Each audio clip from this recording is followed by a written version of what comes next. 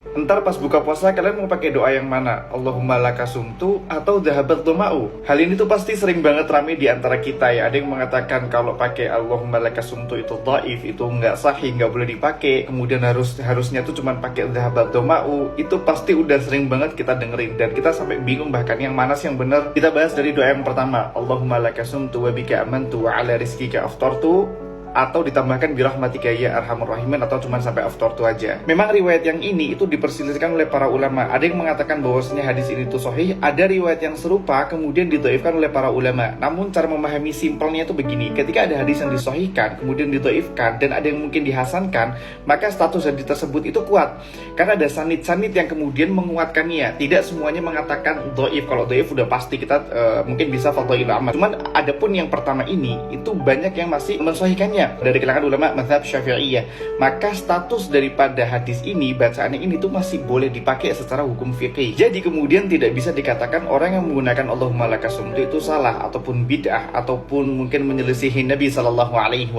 karena ini permasalahan khilafiyah dan masih ada yang mensahihkannya. Maka meskipun teman-teman menggunakan Allahumma lakasumtu itu boleh-boleh aja dan gak salah. Kemudian bacaan yang kedua yaitu dhahabat dhama'u wa batalatil uruq wa thabatal ajru insyaallah, ini di 2358.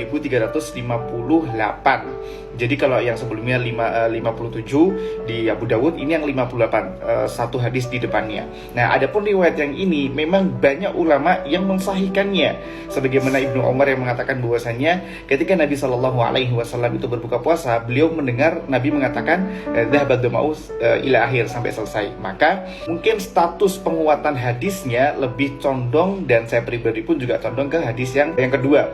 Namun tidak menafikan yang pertama. Jadi intinya tuh sama-sama boleh dipakai. Cuman kita lebih condong yang kedua karena banyak yang lebih mensahihkannya. Ingat, yang perlu kalian ingat adalah yang pertama tadi bukan tidak sah, tapi sah-sah aja dan boleh-boleh saja diamalkan. Ya, jadi kemudian tidak dikatakan itu dhaif, itu nggak boleh diamalkan, nggak boleh.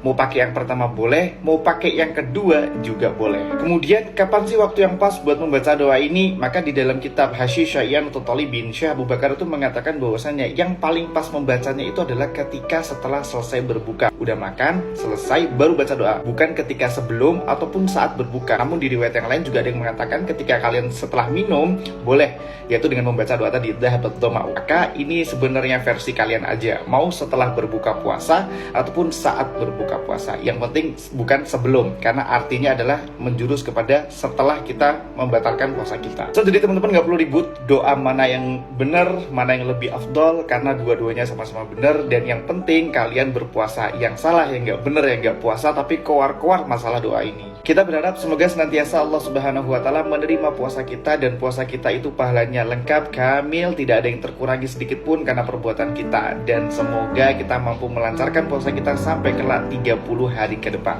Semoga bermanfaat. Barakallahu fikum.